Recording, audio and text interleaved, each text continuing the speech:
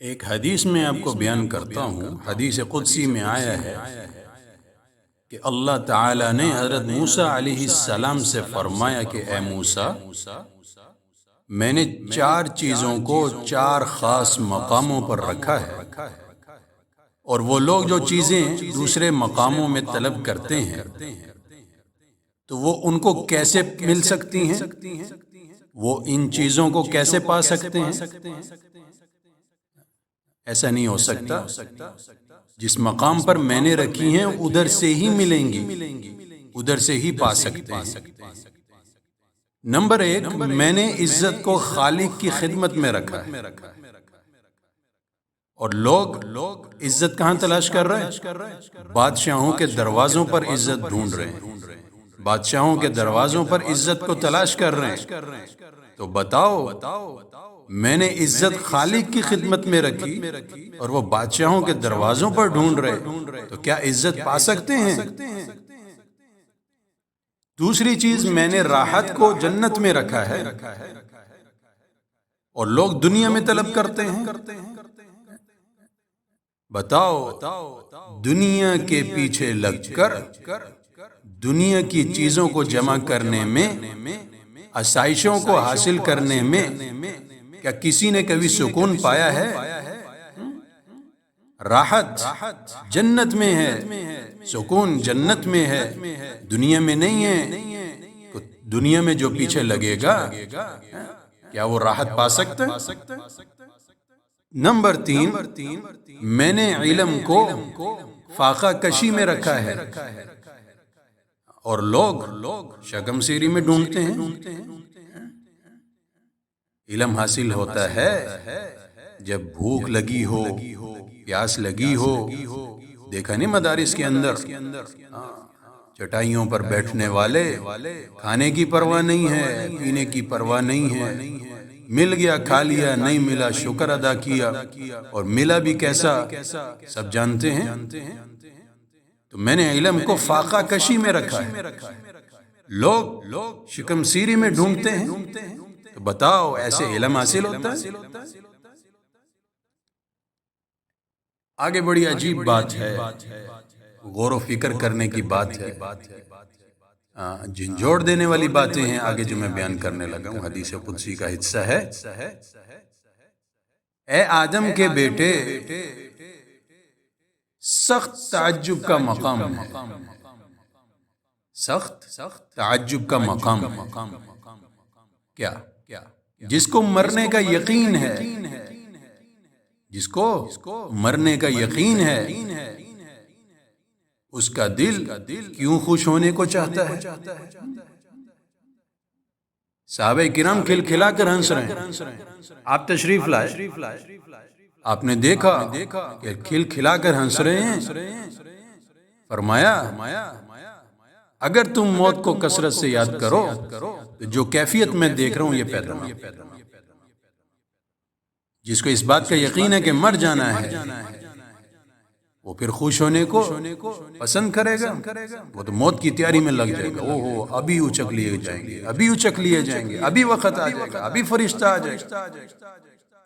تو یہ تعجب کا مقام ہے۔ آج ہمارے ہاں مرنے کو بھول گئے، دوڑ لگی آسائشوں کی، چیزوں کی، پیسے کی، مال کی، دوڑ لگی۔ اے محمد صلی اللہ علیہ وسلم، تعجب ہے اس شخص پر جس کو قیامت کے حساب کا یقین ہو، جس کو قیامت کے دن حساب کا یقین ہو، وہ کیوں اطمینان سے زندگی گزارتا ہے؟ ہم نے مرنا ہے، ہم نے اللہ کے سامنے کھڑے ہونا ہے، ہر ایک چیز کا سوال کیا جائے گا، ہر نعمت کے بارے میں پوچھا جائے گا۔ بتاؤ،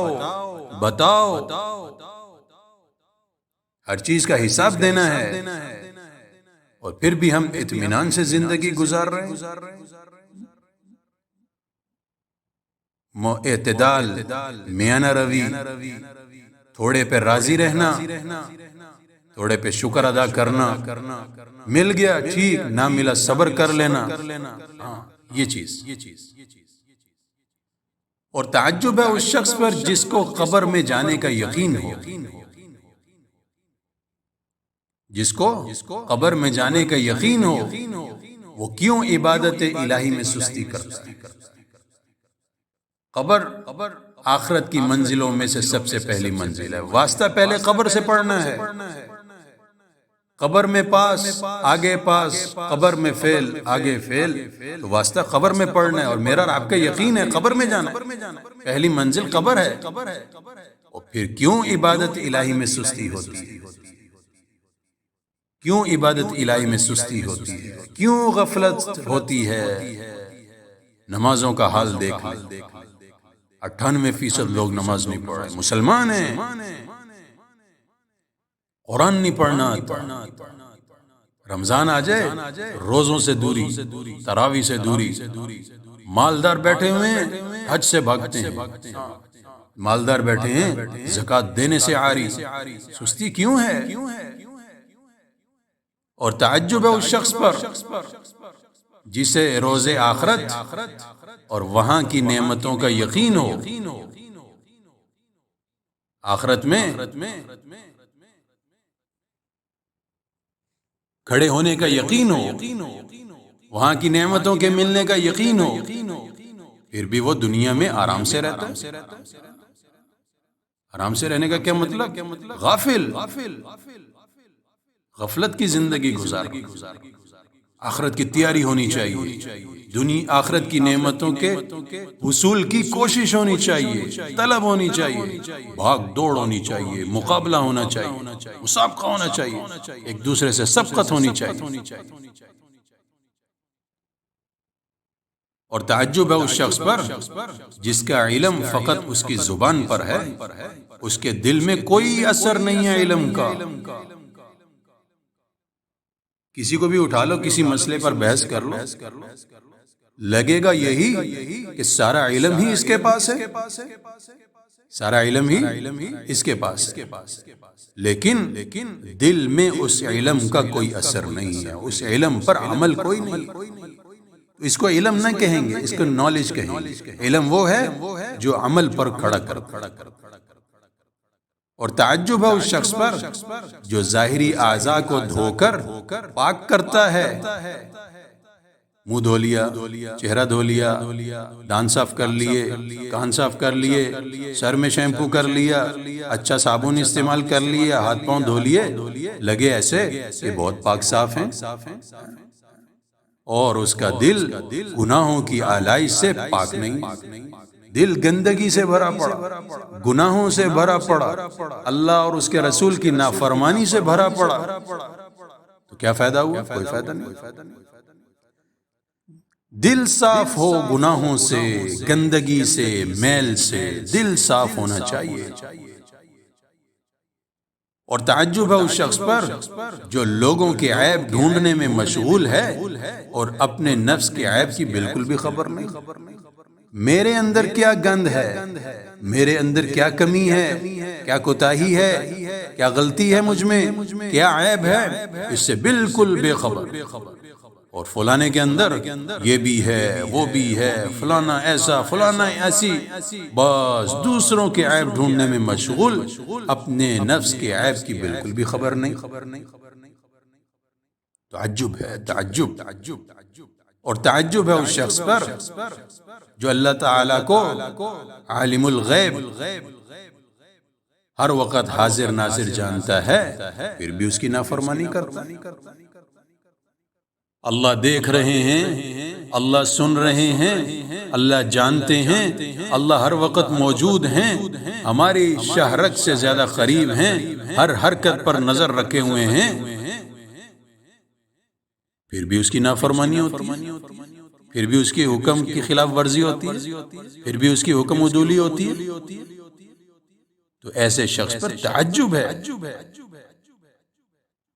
اور تعجب ہے اس شخص پر جس کو خدا کی طرف سے رزق پہنچنے کا یقین ہے، پھر بھی وہ روزی کی تلاش میں اپنے آپ کو تھکائے پھر رہا ہے، مارا مارا پھر رہا ہے، سرگرداں ہے۔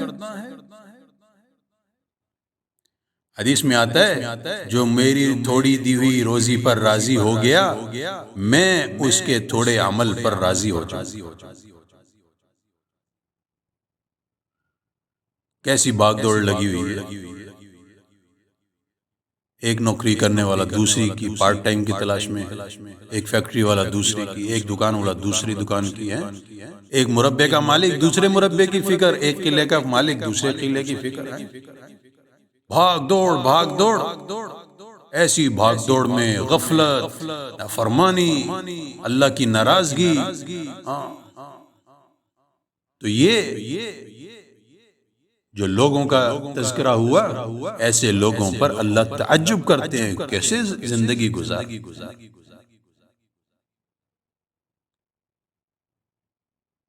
اللہ ہمیں موت کی تیاری کی توفیق عطا فرمائے، آخرت کی تیاری کا شوق پیدا فرمائے، اپنی قبر کو اچھا کرنے کا شوق پیدا کر دے، اس کی قبر کو اچھا کرنے کی محنت کرنے کی توفیق عطا فرمائے، آخرت کی نعمتیں جو ہیں ان کے حصول کا شوق پیدا کر دے، جو علم اللہ نے عطا کیا ہے وہ اس پر ہم عمل کرنے والے بن جائیں۔